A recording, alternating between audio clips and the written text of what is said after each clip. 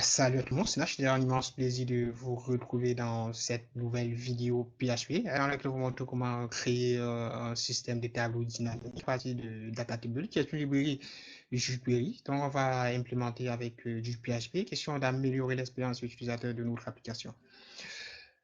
Là, à l'écran, vous avez ce qu'on va mettre en place tout au long de ce tutoriel, hein. Déjà, on aura une base de données dans laquelle on va se connecter pour pouvoir récupérer les utilisateurs d'une compagnie.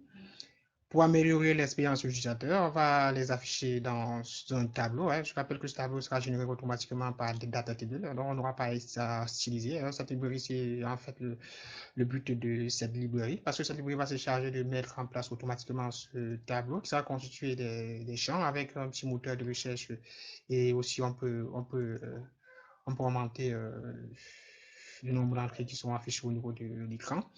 Donc, ce qu'on va faire, ça va nous permettre de générer ce tableau. On va se servir de data table, de ce data table pour pouvoir dynamiser nos éléments issus de notre base de données, hein. Vous allez vous réconcilier là ce qu'on va créer tout au long de ce tutoriel. À notre tableau, on peut paginer, hein. On aura une pagination qui sera gérée par data table. Vous aurez une pagination.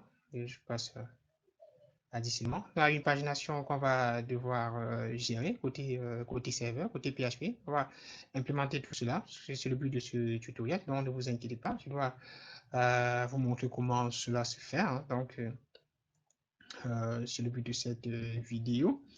En cliquant sur un lien, en principe, on a une requête qui est envoyée côté serveur, hein. Le front-end va envoyer une requête, DataTool va envoyer une requête sur le serveur PHP qui va récupérer cette requête, va traiter cette requête, ensuite va retourner des éléments sous format JSON, hein.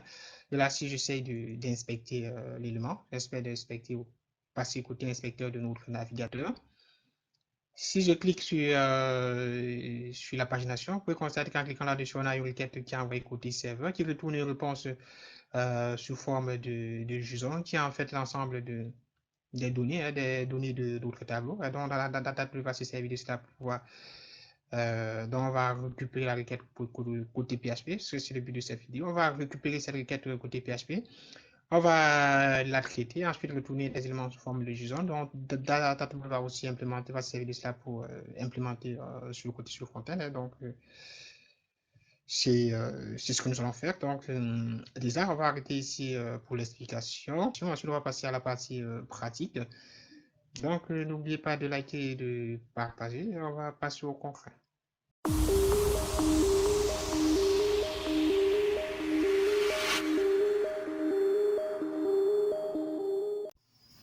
Donc, on va devoir entamer avec la partie pratique de notre tutoriel. Pour le faire, vous allez créer un fichier, vous allez nommer index.php dans votre répertoire 3W.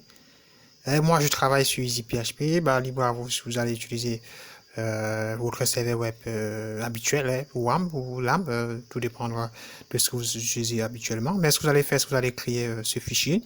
Ensuite, vous allez l'ouvrir à partir de votre navigateur web. Dans ce fichier, on va ouvrir la syntaxe de base du HTML. Sur la barre de titre, on va entrer le titre de notre application. Comme titre, on va le nommer Company User, vu que ça retourne les utilisateurs d'une compagnie. Dans la balise body, on va créer la balise table, qui est la balise standard pour créer des tables HTML. Dans cette balise table, on va ajouter une classe. On va ajouter une classe, je pense qu'on va ajouter un identifiant autant pour moi. Cet identifiant va porter le nom de Computer User. On va se servir de ce nom pour pouvoir récupérer à partir du CSS ou du JavaScript notre tableau. À cela, on va créer l'entête de notre tableau à partir de la balise THEAD qui permet de créer des entêtes à un tableau HTML. Dans ce THEAD, on va créer les différentes colonnes de notre tableau. On aura besoin de 5 colonnes. La première colonne sera la colonne identifiant qui va en fait afficher l'identifiant de l'utilisateur. La deuxième colonne sera la colonne nom. Ensuite, on aura besoin du prénom. Et ensuite, l'adresse email, on finira par le numéro de téléphone de notre utilisateur.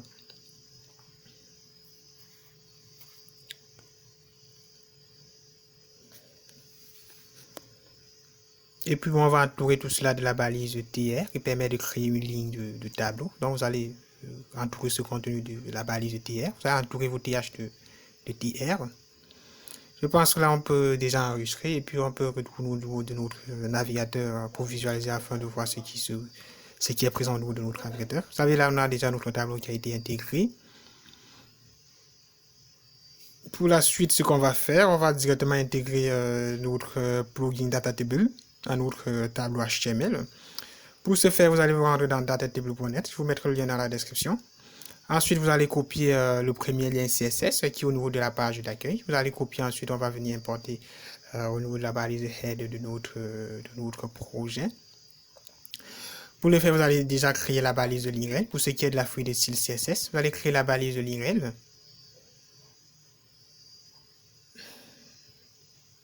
Ensuite, au niveau du href, vous allez entrer le chemin vers ce fichier CSS qui est présent au niveau de datatable.net, que vous avez copié au niveau de datatable.net.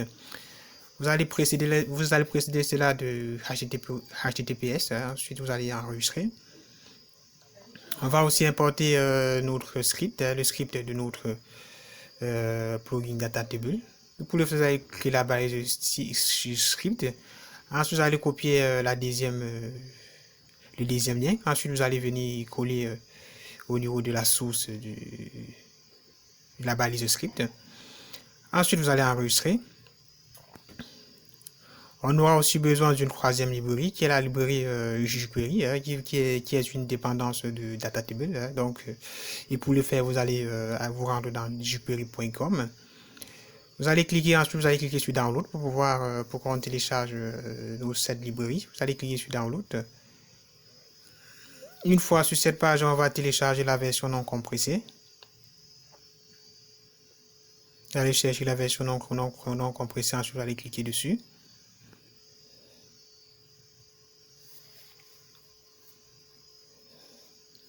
En cliquant dessus, ça va nous charger directement le code de jQuery dans une fenêtre du navigateur. Ce qu'on va faire, c'est qu'on va copier le contenu de ce fichier. Ensuite, on va créer un fichier en local, puis on va le coller à l'intérieur.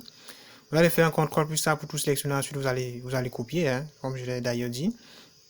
Ensuite, vous allez vous rendre dans le projet. Ensuite, on va créer un fichier qu'on va appeler cela jQuery.js. Dans ce fichier jQuery.js, on va coller le contenu qu'on venait de coller, qu'on venait de copier, pour pouvoir implémenter dans notre projet. Ensuite, vous allez enregistrer. Une fois cela fait, on va se rendre dans notre fichier index.php. Ensuite, on va l'importer. Vous allez vous rendre avant la balise de l'URL. Ensuite, on va créer une balise qu'on va appeler script dans cette balise de script, on va créer la source, on va ajouter la source du fichier importé, à partir du src. Ensuite, on va entrer le nom du fichier qu'on venait de créer, vu qu'ils sont dans le même répertoire, on va ajouter le nom du fichier, et comme ça va importer automatiquement ce fichier. Une fois cela fait, on va enregistrer, et puis on va vérifier si les imports fonctionnent.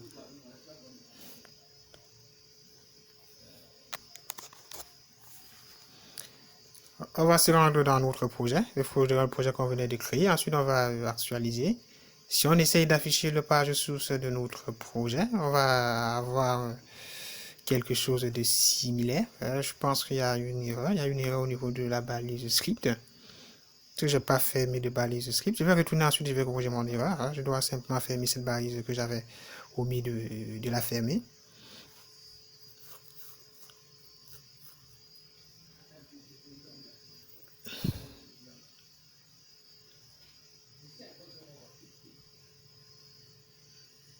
On va de nouveau afficher notre code source. Si on clique sur les différents liens, vous pouvez constater que là, on a le fichier qui s'affiche très bien. Cela suppose que tout a été importé. Donc, on peut déjà commencer à implémenter cela du côté de notre projet. On va maintenant se rendre du côté du fichier index.php.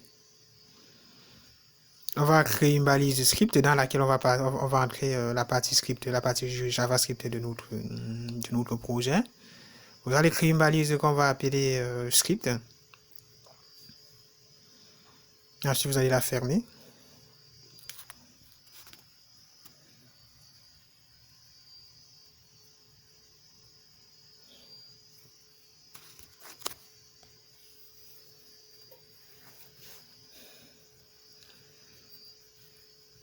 Dans cette balise script, on va utiliser un sélecteur jQuery qui est $. On va sélectionner l'ensemble du document. Ensuite, on va dire qu'après le chargement du document, qu'est-ce qu'on va faire? On va passer en paramètre une fonction qui va retourner le code que nous allons exécuter pour cette page. Je rappelle que ceci c'est pour éviter des erreurs. Hein. Si vous avez des bases en jQuery, vous devez comprendre cela. Mais si vous n'avez pas, c'est pas grave. Faites exactement ce que je suis en train de faire.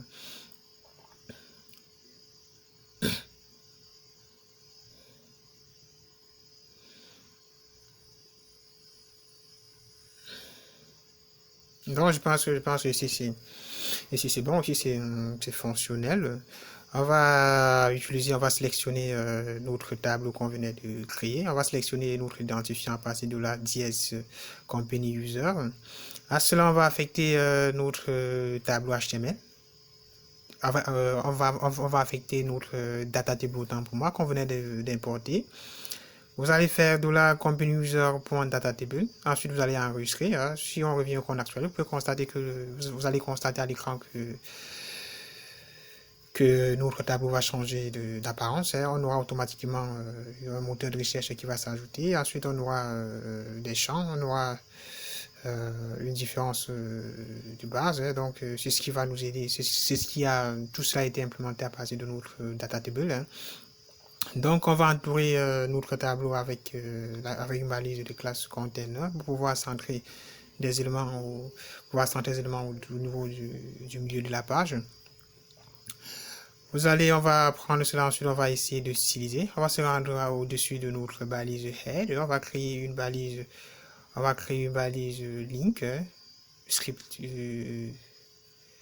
style autant pour moi pour pouvoir styliser notre page. En cette balise, on va créer une balise, on va sélectionner notre div de classe container à quoi on va donner une largeur de 70 pixels. On va donner une largeur de 60% autant pour moi. À ça, on va donner un margin left automatique et un margin right automatique pour pouvoir centrer notre div au milieu de notre page, pour pouvoir avoir des marges à gauche et à droite de la page. À ça aussi, on peut aussi ajouter un margin top pour avoir une marge au-dessus du tableau. Vous allez entrer margin top, à ça on va entrer la valeur en pixels. On va donner une marge au-dessus de la page de 100 pixels. Et puis si on actualise, on a quelque chose d'assez simple et d'assez sympa.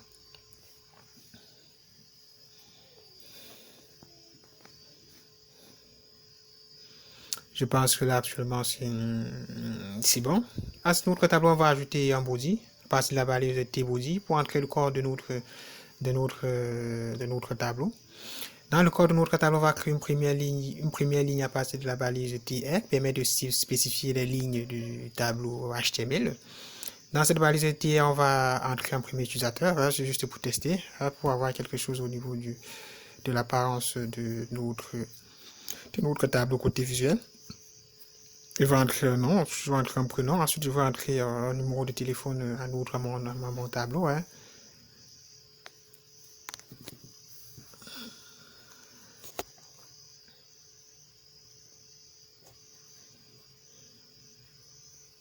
Si je reviens et que j'actualise, logiquement je dois avoir cela. Hein. Vous pouvez constater que là tout est déjà fonctionnel. On a qui représente la première page, on a un moteur de recherche qui fonctionne déjà. Hein. Donc c'est pour vous dire que pour utiliser Datatable, vous n'avez pas forcément besoin du PHP. Vous pouvez aussi le faire uniquement avec un tableau HTML. Cela devrait normalement fonctionner. Mais c'est dans ce vidéo, on va l'intégrer à partir du PHP. Et pour le faire, on va maintenant créer notre base de données. Et pour le faire, vous allez rentrer dans votre PHP MyAdmin. On va cliquer sur créer une base de données. Ensuite, on va créer une base de données du nom de company user. On va appeler notre base de données company user.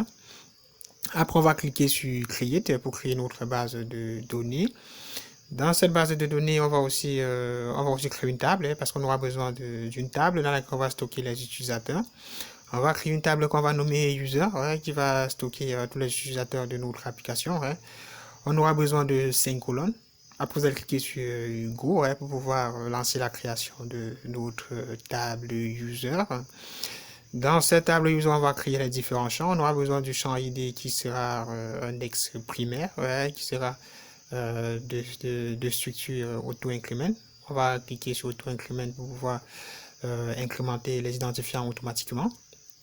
Ensuite, on aura besoin du nom d'utilisateur. Ça sera un champ de type varchar avec une taille maximale de 255 caractères. On aura aussi besoin du prénom de l'utilisateur qui sera de type varchar avec une taille maximale de 255 caractères. On aura aussi besoin du champ email de l'utilisateur qui sera de type varchar et d'une taille maximale de 255 caractères. Ensuite, on va aussi récupérer le numéro de téléphone de l'utilisateur qui sera un champ de type varchar et une taille maximale de 255 caractères. Après cela, vous allez cliquer sur créer pour pouvoir créer notre table utilisateur. Après la création de notre table utilisateur, on peut aller dans structure de la table pour afficher la structure de notre table. Maintenant, on aura besoin des données au niveau de notre table user. Pour avoir les données, on va se servir d'un outil du nom de generatedata.com qui va nous permettre de générer les données qu'on va ensuite insérer au niveau de notre table user pour ne pas avoir à créer tout à la main. Donc, on va générer un ensemble de données et puis on va insérer automatiquement plusieurs entrées au niveau de notre table user. Dans cette table, vu qu'on va déjà prendre un premier champ qui sera de type name, on va entrer le nom de la colonne, donc renseigner le nom de la colonne de votre table. On va entrer le nom de notre table, vu qu'on a eu un champ nom de notre table. Ensuite, on va sélectionner un exemple. On va aussi entrer la deuxième colonne qui était la prénom. Je rappelle que ça vient de la table user. On va sélectionner un exemple. Ça va se servir de cet exemple pour générer la donnée à insérer au niveau de notre table user. Ensuite, on va aussi récupérer le mail. Troisième champ qui était le champ email. Ensuite, au niveau de la table, on avait email. Le nom de la colonne, c'est email. Ensuite, on va sélectionner le type.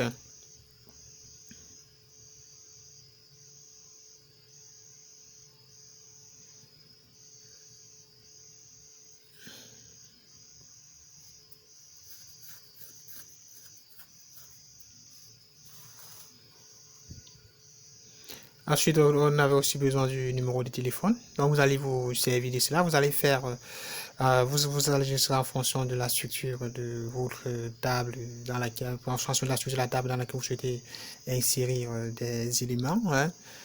Cet outil peut vous aider dans plusieurs cas. Dans le cas où vous avez une table vide dans laquelle vous souhaitez tester, donc vous pouvez vous servir de ça pour pouvoir générer les données que vous allez ensuite, à partir d'une requête SQL, insérer les données dans votre table. Vous pouvez constater qu'en cliquant sur générer, on génère des données et qu'on peut ensuite exécuter une simple requête SQL pour pouvoir les insérer. Si on clique là, vous pouvez la customiser, vous pouvez changer le nom de votre table. En changeant le nom de votre table, ça va permettre de créer une requête en fonction de votre table. Vous pouvez commencer là à l'écran, on a Insert to User. Vous pouvez changer, vu que l'autre table c'est User, on va laisser User. Vous pouvez changer de format. Là, on a le format SQL, vu qu'on travaille avec du SQL. Si on souhaite insérer dans une base de données SQL. Mais vous pouvez aussi changer de format en HTML avec d'autres données. Si vous souhaitez retourner plutôt un fichier, un code HTML pour pouvoir exploiter. Là, vous avez plusieurs paramètres que vous pouvez modifier. Vous pouvez modifier ces paramètres à votre guise, question d'avoir ce que vous souhaitez. Vous pouvez ajouter le nombre de champs affichés. Par défaut, vous avez 10 champs, ça retourne 10 champs à chaque tour.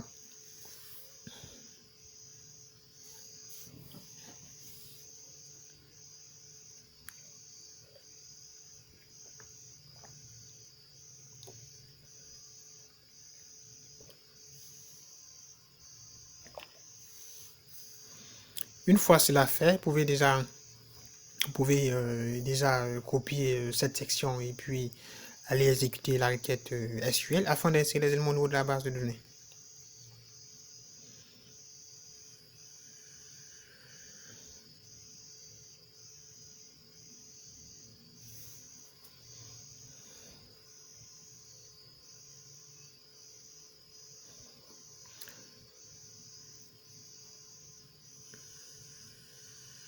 Ce qu'on va faire, c'est qu'on va copier cette section. On va aller copier cette section de code. On n'a pas besoin de copier la commande de création de la base de la table, vu que la table est déjà créée. Vous allez copier plutôt la deuxième section. Ensuite, vous allez vous rendre au niveau du SQL. Dans votre base de données, vous allez cliquer sur la section, sur l'onglet SQL. Ensuite, vous allez supprimer ce qu'elle intègre. Ensuite, vous allez coller l'autre code de création, notre code d'insertion qu'on venait de coller. Je pense que ça n'a pas vraiment copié. Je dois encore copier le niveau de nouveau.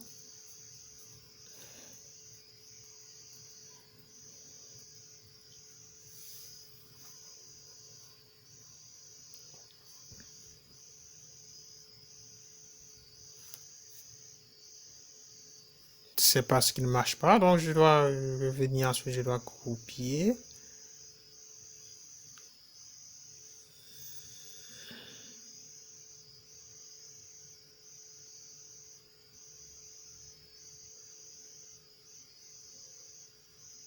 Ça, actuellement ça fonctionne. Je dois cliquer sur exécuter pour insérer les données au niveau de nos table user.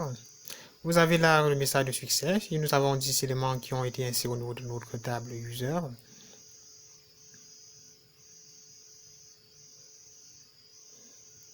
On va insérer de nouveaux éléments. Vous allez actualiser pour générer de nouvelles données.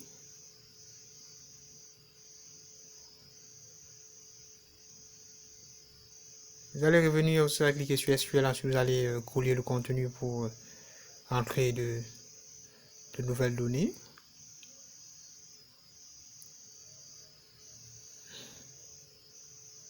On va actualiser de nouveau pour générer de nouvelles données.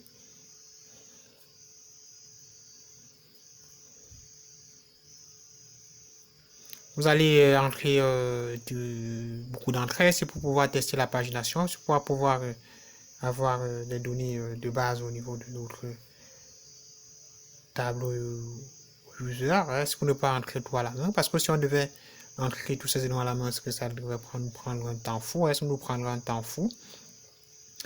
Et pour faciliter le travail, vous allez vous servir de ce générateur de code SQL. Donc, vous mettrez le lien au niveau de la description. Donc, n'hésitez pas de vous y rendre à partir du lien qui sera au niveau de la description.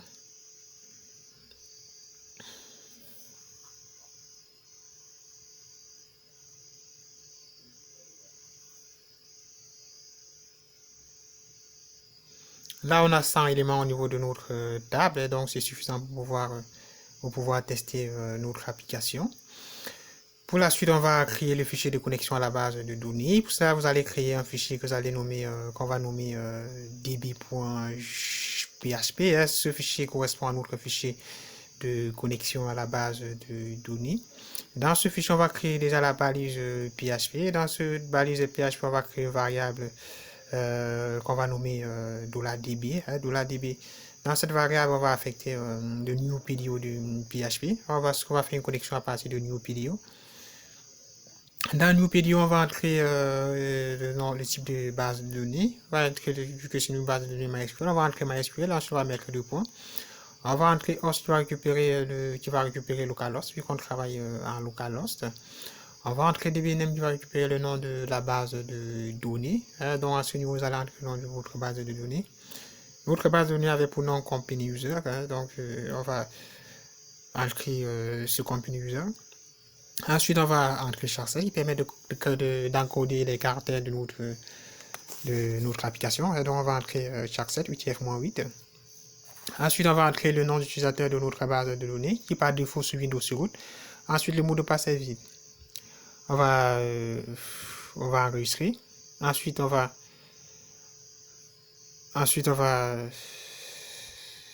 se rendre dans le fichier index.php. On va inclure ce fichier de connexion à la base de données. Et pour le faire, on va déjà dans un premier temps ouvrir la balise de PHP pour insérer le code de PHP. Dans ce code de PHP, on va utiliser la fonction include qui permet d'inclure une portion de code à une page PHP. On va inclure la portion qui est dans le fichier bd.php, c'est-à-dire la ligne de connexion à la base de données. Si on inclut qu'on revient et qu'on actualise, on a une petite erreur, on dit qu'il y a une erreur ajout du fichier. Je m'imagine que c'est le nom du fichier. C'est BD au lieu de... C'est DB au lieu de BD. Hein, donc, on va modifier ce nom, hein, puis on va enregistrer, et puis on va revenir, on va actualiser. Si on actualise, si tout se passe avec succès, on n'aura pas d'erreur. Mais s'il y a une erreur, on doit avoir une erreur au niveau de notre écran. Je vais essayer de modifier le nom de la base de données. Vous allez constater qu'en entrant le nom de la base de données, on doit avoir une erreur, vu que le système va essayer de se connecter à cette base de données. Et vu qu'il y aura une exception, ça va retourner une erreur. Donc, on va devoir continuer. Le fichier de connexion est fonctionnel. On va se connecter, on va créer une variable qui va récupérer les éléments au niveau de notre table utilisateur pour pouvoir les insérer au niveau de notre table. Pour le faire, on va créer une variable $rec qui sera une requête de type préparé. Cela, on va entrer $db préparé. On va sélectionner tout dans la table user. Ensuite, on va exécuter la requête à partir de execute, dans lequel on va laisser vide, vu qu'on n'a pas d'élément en paramètre de $rec en requête. Ensuite, on va se rendre au niveau de notre body, c'est-à-dire au niveau de notre corps de la table. On va faire une boucle sur ces éléments pour pouvoir afficher toutes les données issues de la base de données. Je rappelle qu'on a tout sélectionné dans la base de données. On va utiliser un while qui est une boucle PHP. On va faire while. On va stocker la variable dans réponse. On va dire $réponse est égal à $requête fetch. Donc, on sélectionne tous les entrées de notre table user. Ensuite, on va retourner les éléments sous forme de objet. C'est pourquoi on utilise pdo2.fetch.opg. Vous pouvez aussi utiliser fetch-assoc pour pouvoir retourner les tableaux au lieu des objets. Mais j'aime beaucoup plus retourner les objets parce que c'est beaucoup plus simple d'utilisation. Ensuite, vous allez fermer cette variable. Ensuite, on va se rendre là et puis on va incorporer les lignes. Hein, donc, on va entrer toutes les lignes.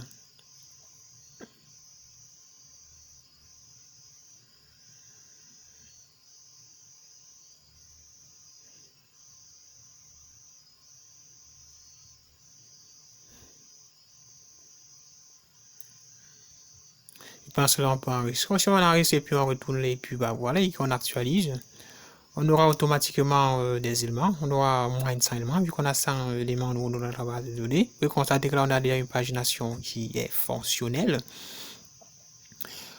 Ici, on va, au lieu d'entrer l'identifiant, on va plutôt entrer le nom d'utilisateur. On va entrer l'identifiant de l'utilisateur. Ensuite, on va retourner le nom de l'utilisateur à partir de Ognico. Flush ID. Donc, on va récupérer la méthode identifiant. Ensuite, on va récupérer le nom d'utilisateur. Ensuite, on va retourner l'email de l'utilisateur et ensuite le mot de téléphone. Et ça sera tout. Je rappelle que cette méthode n'est pas la bonne méthode. C'est juste pour vous montrer que même ici, ça fonctionne. C'est fonctionnel, mais on va devoir encore recasser le système. C'est juste pour vous montrer que là, ça peut aussi fonctionner. Mais dans notre exemple, on a plutôt 10 éléments au niveau de notre base de données. Imaginez si on avait des milliards d'entrées au niveau de notre table user et qu'on essaye de tout sélectionner.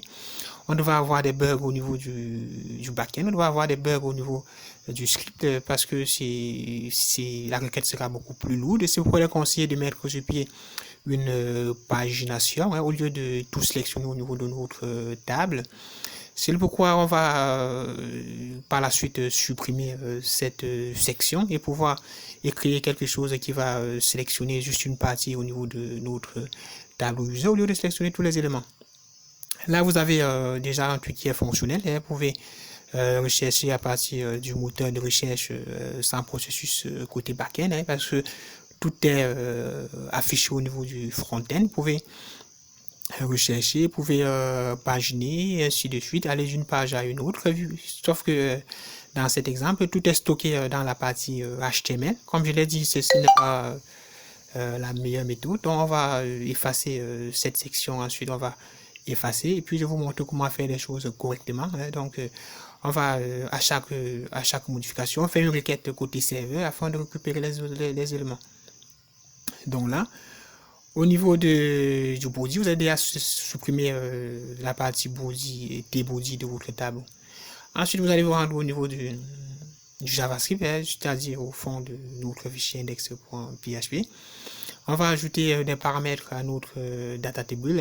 À cela, on va ajouter un processing, c'est-à-dire un processing côté serveur. On va mettre cela à true. Cela suppose que le système va se connecter à un script côté serveur, à un fichier serveur qu'on va créer par la suite. On va entrer server side true parce qu'on va activer des requêtes côté serveur. On va mettre cela à true. Au niveau du paramètre Ajax, on va mettre le nom du fichier auquel on souhaite envoyer la requête. On va envoyer cela au fichier server processing.php qu'on va déjà créer. Et puis on va s'y rendre pour effectuer des requêtes et des modifications. On va créer ce fichier. Donc vous allez entrer cela, ensuite vous allez enregistrer. On va se rendre au niveau de notre projet. On va créer ce fichier processing.php qui est en fait la partie back-end de notre projet, c'est la partie qui va se charger de récupérer les éléments et puis retourner les réponses sous forme du JSON. Donc, si on fait qu'on actualise, vous pouvez constater qu'en actualisant, on a déjà une requête qui est envoyée, qui retourne déjà une erreur parce qu'il n'arrive pas à retourner un résultat qui est affiché, à consulter, à afficher le résultat qui est retourné à partir de notre fichier processing.php. Si on inspecte le tableau, si on inspecte et puis si on passe côté network pour pouvoir afficher, pour pouvoir écouter le réseau. Si on actualise, vous pouvez constater qu'on a une requête qui est envoyée sur le fichier processing.php. Cela s'est fait automatiquement. Donc, cela est géré par data table. À cela, vous avez plusieurs éléments qui sont envoyés. Vous avez plusieurs variables qui sont envoyées. Vous avez start, vous avez length, vous avez des colonnes et tout un ensemble de données. Et donc, on va se servir de ces variables côté processing.php pour pouvoir retourner le résultat adéquat de notre requête. Là, vous avez sur les headers, vous avez plusieurs informations qui sont envoyées au niveau du header de la requête. On va maintenant se rendre sur la page server processing de notre application. On va pour en premier temps créer la balise de PHP dans laquelle on va incorporer notre code de PHP.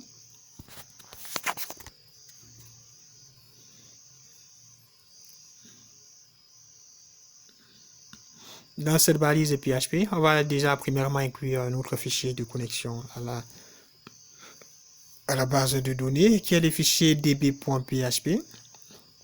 Après, on va créer une variable qu'on va appeler cela $requête qui va compter l'ensemble d'entrées de notre table user.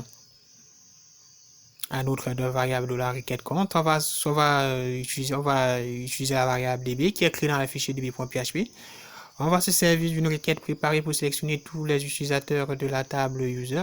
On utilise la requête select id from user. On va seulement sélectionner des identifiants pour rendre la requête beaucoup plus légère parce qu'on n'aura pas affiché seulement. Tout ce qu'on souhaite faire, c'est tout simplement retourner le nombre d'entrées au niveau de notre table user. Ensuite, on va exécuter la requête. On va créer une autre variable qu'on va appeler cela $allRows pour pouvoir sélectionner tous les entrées de notre table user.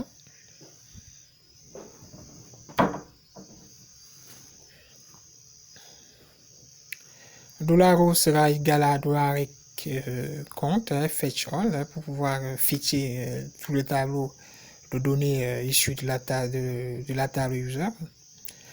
On va créer une variable record total qui va stocker le nombre d'entrées de notre table user.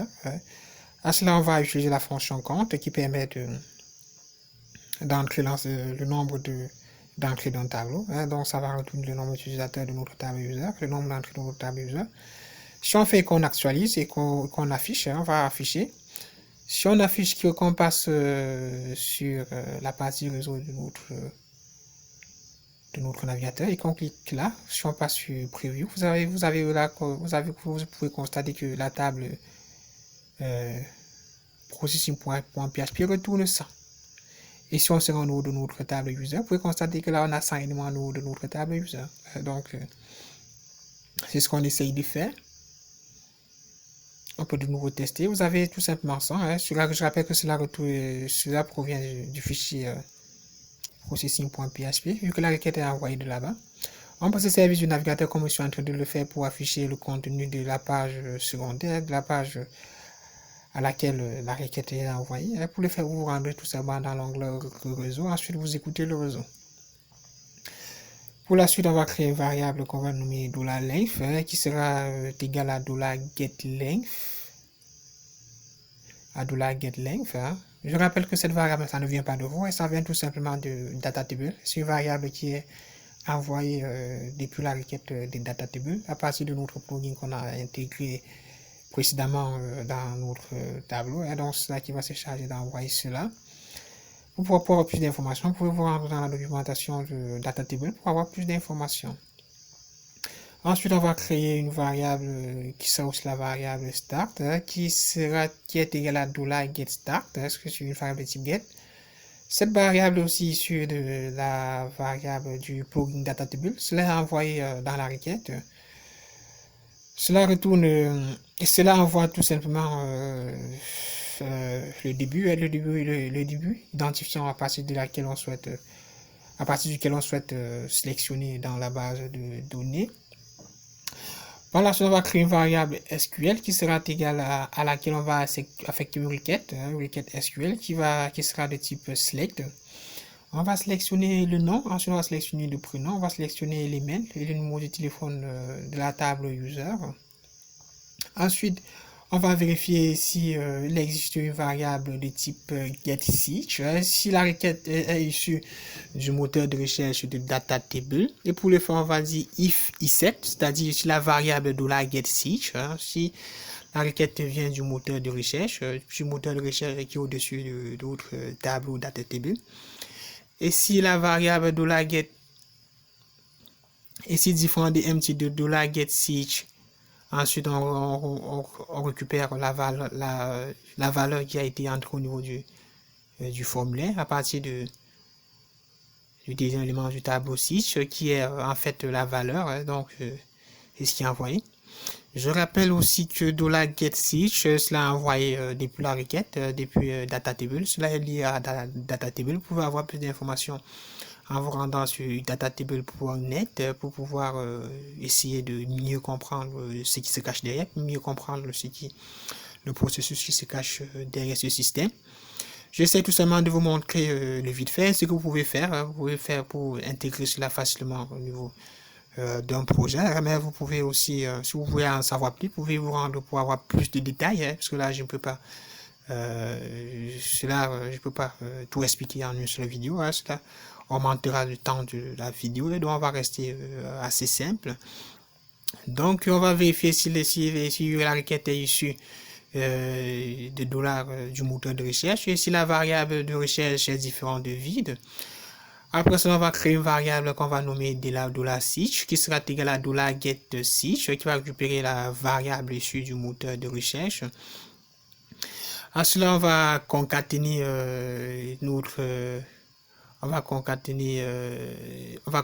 ce code à notre variable SQL. Donc, premièrement, ce qu'on essaye de faire, c'est qu'on essaye d'abord de sélectionner tout dans la table nom, dans la table user. On sélectionne le nom, le prénom, le mail, le numéro de téléphone de la table user. Ensuite, on vérifie aussi si la requête vient du moteur de recherche, du petit moteur de recherche qui est au-dessus de notre tableau. Si c'est le cas, qu'est-ce qu'on fait? On associe à notre variable $SQL une seconde requête.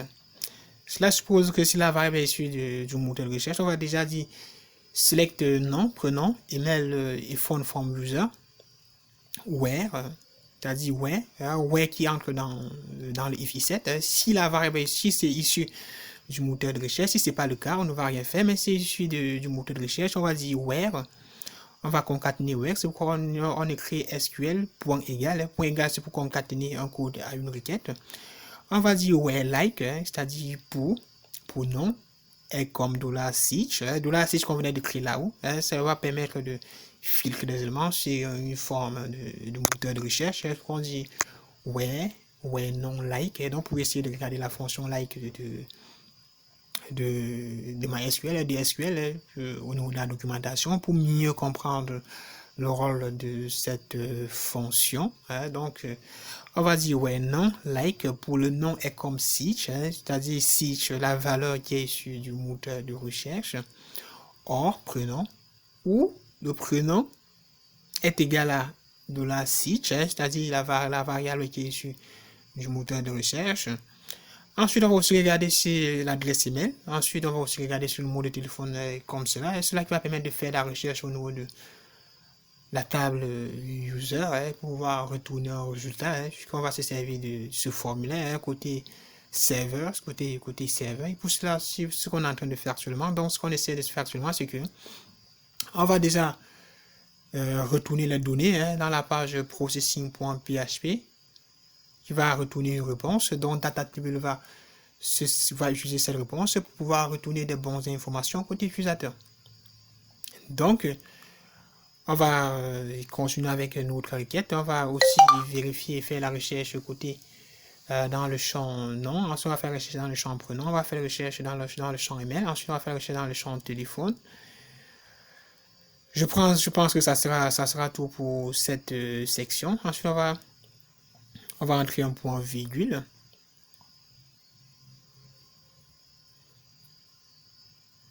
Je pense que c'est là. Je vous conseille, je vous suggère, déjà c'est obligatoire ce que vous devez faire. Vous devez entrer l'espace avant la requête pour ne pas retourner d'erreur. Faites exactement ce que je fais. Donc vous allez entrer de la SQL ou ensuite vous allez concaténer, ensuite vous allez mettre where. Votre where doit précéder d'un espace. Vous allez mettre espace comme je l'ai fait parce que sans cela ça doit retourner une erreur. Ensuite on va de nouveau créer une variable SQL. À SQL on va concaténer avec la limite. Donc, on va sélectionner à partir de $start, comme je vous l'ai d'ailleurs dit, la variable start qu'on a créée tout juste là-haut. Limite, on va mettre la limite à $start, qui sera envoyée en fonction de ce qu'on aurait sélectionné sur notre tableau DataTable, qui sera envoyé à partir de DataTable, comme je l'ai d'ailleurs dit. Where start, limite start, ensuite length, length, c'est-à-dire la taille, sera en fonction de la taille. Donc, j'espère que vous comprenez ce qui se passe, vous comprenez exactement ce que je suis en train de faire. Mais si vous avez des questions, vous pouvez laisser des commentaires. Je n'hésiterai pas à répondre. Je rappelle que vous aussi retrouvez le code source de ce projet au niveau du GitHub, parce que je vous mettrai le lien au niveau de la description. Si vous avez des erreurs, je vous conseille de vous y rendre pour pouvoir voir là où vous avez fait d'erreurs. Mais je ne vous dis pas que vous allez copier, ne copiez pas. Je vous conseille de suivre intégralement la vidéo parce que le but c'est de comprendre et non de copier parce que ça peut vous aider. Vous pouvez vous retrouver dans un système beaucoup plus différent, beaucoup plus complexe et si vous ne comprenez pas le principe, vous n'allez pas pouvoir vous en sortir. Donc déjà je vous conseille de suivre la vidéo. C'est un cadeau, vous allez vous rendre là-bas. Après cette variable, on va créer une variable $query dans laquelle on va affecter $db. On va utiliser une requête préparée dans laquelle on va entrer $SQL, tout le code SQL qu'on a créé là. Ensuite, on va exécuter la requête. Vu qu'il s'agit d'une requête préparée, vous allez exécuter votre requête. Après cela, on va créer une variable $result qui va retourner le résultat sous forme de tableau. Si vous prenez entre les crochets, c'est pour dire que cette variable est de type tableau, donc c'est ce qu'on est en train de le faire. Ensuite, on va créer une boucle qui va retourner tous les éléments, qu'on va devoir afficher au niveau de notre data table, qui sera en fait notre résultat. On va faire tant que $row, $row, c'est en fait la variable dans laquelle on souhaite stocker des éléments qu'on va retourner. On va dire tant que $row est égal à $query fetch PDO fetch obj. On va de nouveau retourner nos résultats sous forme d'objet, donc ce qu'on est en train de faire actuellement. On va créer de nouveau une variable $result qui sera on va pas créer, on va entrer ces éléments, on va entrer ces valeurs dans la variable $result qui est un tableau. Donc on va entrer pour chaque requête, pour chaque tour de la boucle. On va associer à notre tableau $result un nouveau tableau. C'est pourquoi j'entre les crochets après l'égalité et après l'affectation de temps pour moi. Pour chaque tour de boucle, on va ajouter à notre tableau $result un nouveau tableau qui va stocker les entrées de notre table user. Et dans ce tableau, on aura plusieurs entrées. Hein. On aura déjà le nom de l'utilisateur, ensuite on aura le prénom, ensuite on aura le mail de l'utilisateur, ensuite on va aussi retourner le numéro de téléphone de notre utilisateur. Et puis, c'est ce qu'on est en train de faire actuellement. Je pense que là, c'est bon. C'est ce fichier qu'on va en fait retourner pour que DataTable puisse afficher côté utilisateur. Hein, donc, c'est ce qu'on est en train de le faire actuellement.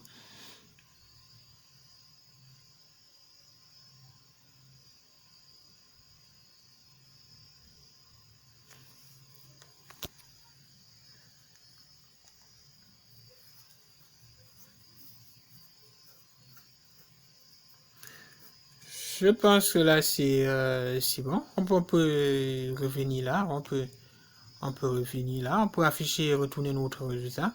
À partir de la fonction JSON encode qui va transformer notre tableau PHP en format JSON.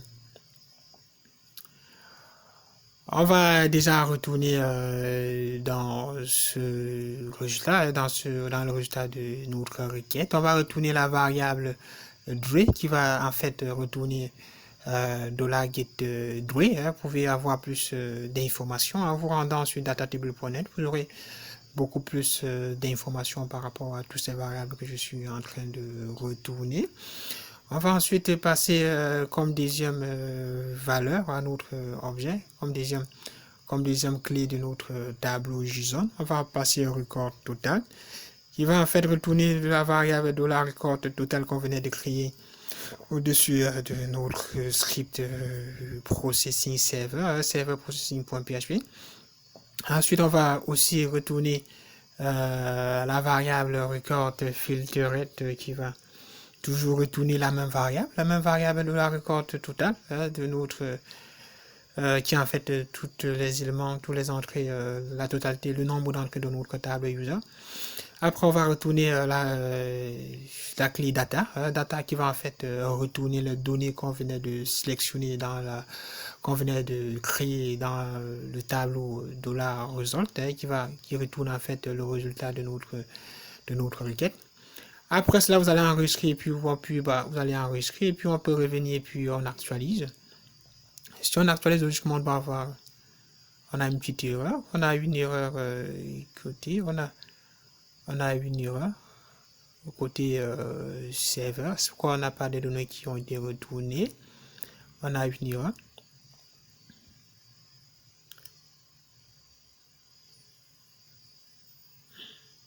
Et pourtant, on a bien les données qui ont été retournées. On a data qui retourne en fait un tableau de données avec des éléments. Donc, en principe, je ne sais pas pourquoi cela. En principe, on doit avoir une erreur, on doit avoir un message, on doit avoir des éléments, on doit avoir quelque chose de succès. Je pense que c'est lié à cet écho. Donc, vous allez tout simplement, vous allez effacer cela. Donc, la seule chose à retourner, c'est tout simplement le tableau JSON. En dehors de ça, vous ne devez rien retourner. J'imagine que cette erreur était liée à notre écho. Donc, c'était lié à cela. On peut revenir là. Je pense que là, déjà, ça fonctionne, mais on a toujours une erreur. Je pense que c'est lié à notre champ ID, puisqu'on retourne 4 éléments. Alors que notre tableau HTML a plutôt 5 éléments. Donc, on va supprimer l'identifier. Et puis, si on revient qu'on actualise, on n'a plus d'erreur.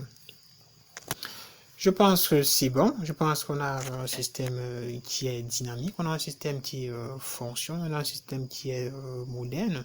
Vous pouvez passer d'une page à une autre. Vous pouvez le faire. Vous avez quelque chose d'assez propre, d'assez avancé. Vous pouvez écouter le réseau en passant sur Network pour voir quelque chose, pour voir ce qui se passe en cliquant sur un lien. Vous avez une requête qui est envoyée côté serveur processing, qui retourne un résultat sous forme de JSON, sous forme de tableau JSON. Donc, DataTable va se servir de ça pour afficher la réponse au niveau de notre tableau. Vous pouvez aussi inverser l'ordre d'affichage en cliquant sur la petite flèche qui est juste là au-dessus de notre tableau pour pouvoir le faire. Vous pouvez aussi utiliser le moteur de recherche pour pouvoir faire la recherche au niveau de notre base de données. Je rappelle que cela est lié à la requête de like qu'on venait de faire, la requête SQL. C'est lié à la partie où on disait if $get search, parce que c'est cela qui retourne en fait cela. C'est pour les requêtes qui sont issues de moteur de recherche. Toutes les requêtes qui sont issues du moteur de recherche, on associe la requête de recherche au niveau de notre table, parce que j'espère que vous avez compris. Mais si vous avez des questions, n'hésitez pas à les poser au niveau du commentaire. Donc, vous pouvez poser vos questions au niveau du commentaire. Je n'hésiterai pas à répondre.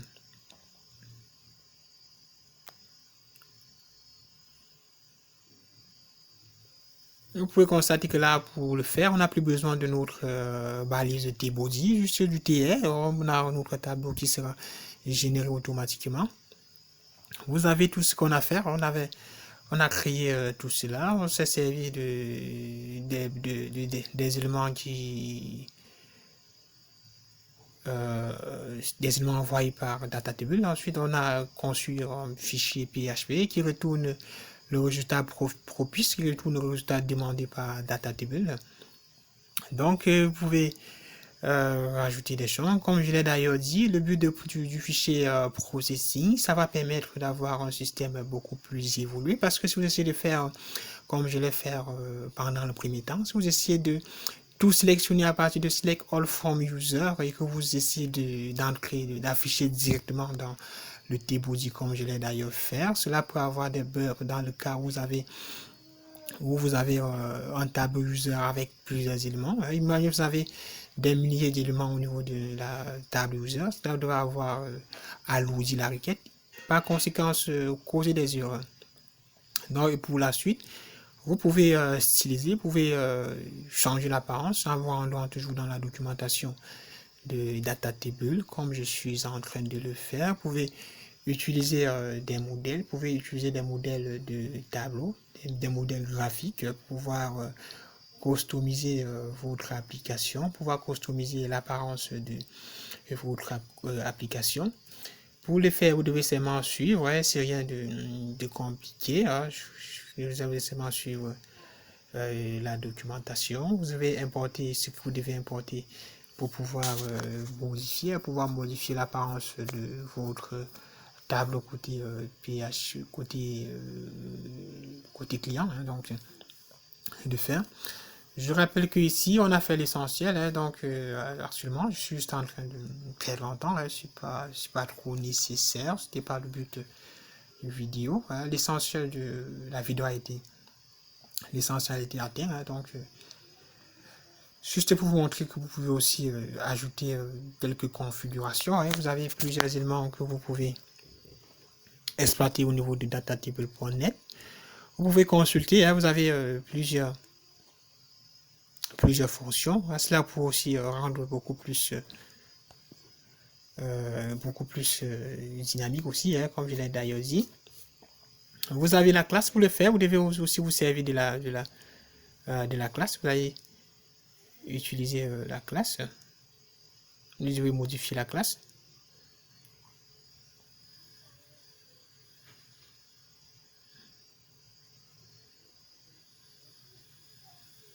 Ensuite, pour le faire, vous allez aussi cliquer sur le CSS pour pouvoir importer des dépendances qui sont liées à ce modèle. Vous pouvez cliquer sur CSS, vous allez copier tout le CSS, vous allez copier les liens, les imports que vous allez importer à votre projet.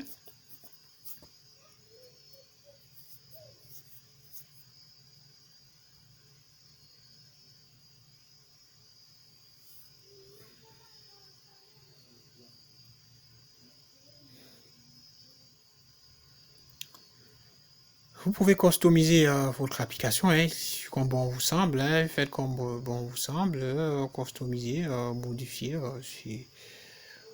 si ça. Vous pouvez constater que là on a déjà quelque chose de différent. Je venais de changer l'apparence de mon tableau.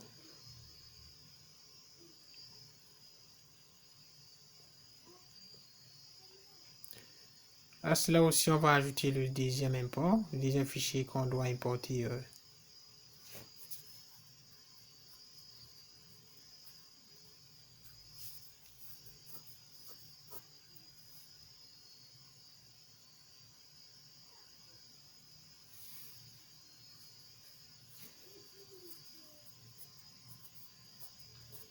Voilà, vous avez là notre modèle, hein, donc vous pouvez importer autant de modèles que vous pouvez travailler comme bon vous semble. Donc je vous laisse tester. Vous pouvez tester tous ces modèles.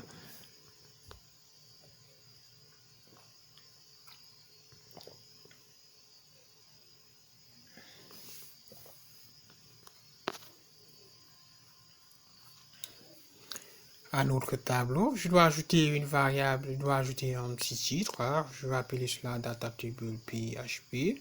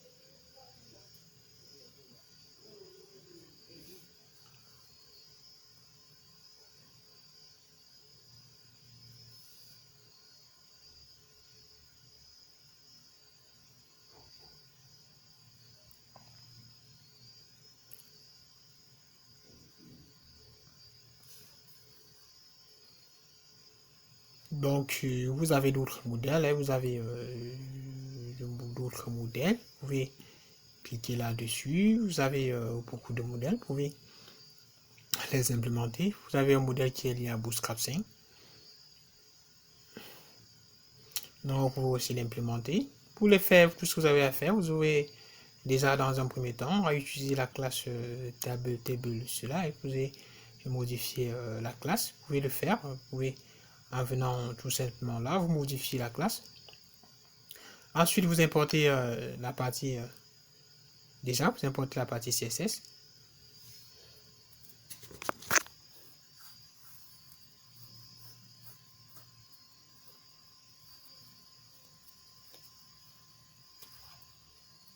Ensuite aussi, vous importez la partie JavaScript.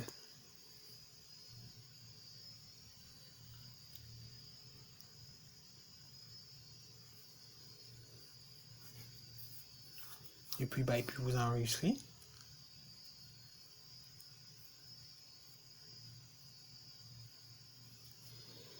Je pense que là c'est bon, je ne vois pas une grande différence, mais pour le faire, vous devez importer Bootstrap 5. Hein. J'imagine que je n'ai pas importé Bootstrap 5. Vous devez importer Bootstrap 5 hein, pour pouvoir avoir le meilleur résultat. Donc on va continuer. Vous pouvez switcher, vous pouvez laisser la vidéo. Je pense qu'on a touché à l'essentiel de la vidéo. On a vu ce qui était prévu. Ce qu'on avait prévu de pouvoir se connecter à un fichier processing.php afin de sélectionner des données à partir du PHP et puis retourner le résultat sous forme de JSON. Donc Datable va se servir de ce résultat pour afficher à l'utilisateur. À notre tableau, pourquoi ne pas utiliser l'identifiant? On va ajouter un TH pour pouvoir aussi récupérer l'identifiant de l'utilisateur. À cela, vous allez entrer TD.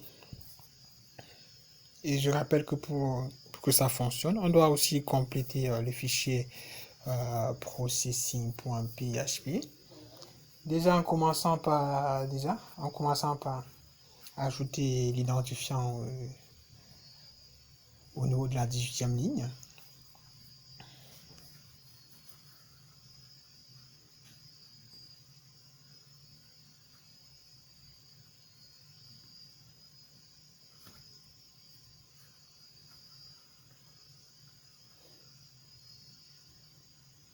Je pense que là c'est bon.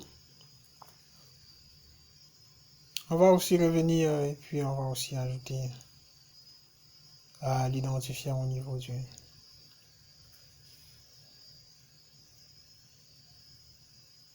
de $SQL. On va aussi retourner $ID, $reflush_id.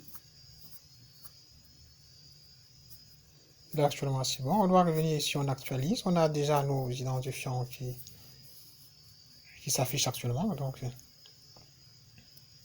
on a un système qui marche. À cela, vous pouvez aussi ajouter un lien. Si vous souhaitez ajouter des boutons Call to Action, vous ajoutez peut-être le bouton de suppression, modifier, c'est simple. Pour le faire, vous vous rendez tout simplement au niveau de la fin de votre tableau. Vous créez une variable, vous créez tout simplement une balise, vous créez une simple balise. La balise est de type A. Ensuite, à l'intérieur, vous entrez le lien, ça peut être le lien modifié ou le lien supprimé. Et pour le faire, vous pouvez aussi vous servir d'un fichier secondaire que vous allez cliquer et puis ça va rediriger vers ce fichier. Pour pouvoir supprimer, vous allez passer l'identifiant en get. Donc, vous devez probablement savoir ce que vous allez faire. Si on ajoute A, si on ajoute le bouton supprimer, vous pouvez le faire. Ensuite, passer des variables en get pour pouvoir écrire un fichier de suppression.php qui va aussi fonctionner. Et puis vous pouvez aussi vous rendre dans le fichier à votre table parce que vous allez entrer action. Donc je pense que là c'est bon. Si on revient qu'on actualise, là vous avez votre bouton supprimer qui a été ajouté à notre tableau. Donc pour ajouter autant d'éléments que vous souhaitez. Donc pour cette vidéo, on ne va pas se m'aider à créer la partie suppression. C'est pas l'intérêt. L'intérêt était de vous montrer qu'on pouvait sélectionner les données. Vous constatez qu'on n'a même pas vu la partie création des données à partir du formulaire. Le but de cette vidéo était simplement de vous montrer qu'on pouvait filtrer les données, pouvoir paginer et afficher les données aux utilisateurs. Donc la partie suppression, la partie ajout ne concerne pas cette vidéo. Mais si vous souhaitez le faire, vous pouvez aussi le faire dans un prochain tutoriel. Déjà, merci d'avoir suivi cette vidéo. N'oubliez pas de liker, cette vidéo et de partager la vidéo. Si vous avez aussi des projets, si vous travaillez sur des projets et que vous avez des difficultés, n'hésitez pas à me faire part de votre projet, je peux vous aider. Donc, parce que depuis un moment, je travaille avec des étudiants, je travaille beaucoup plus avec des étudiants qui parfois sont coincés. Donc, j'essaie de les porter un coup de pouce et un coup de main pour qu'ils puissent aller mieux dans leur projet scolaire. Donc déjà, merci d'avoir suivi cette vidéo. On se retrouve dans une prochaine vidéo.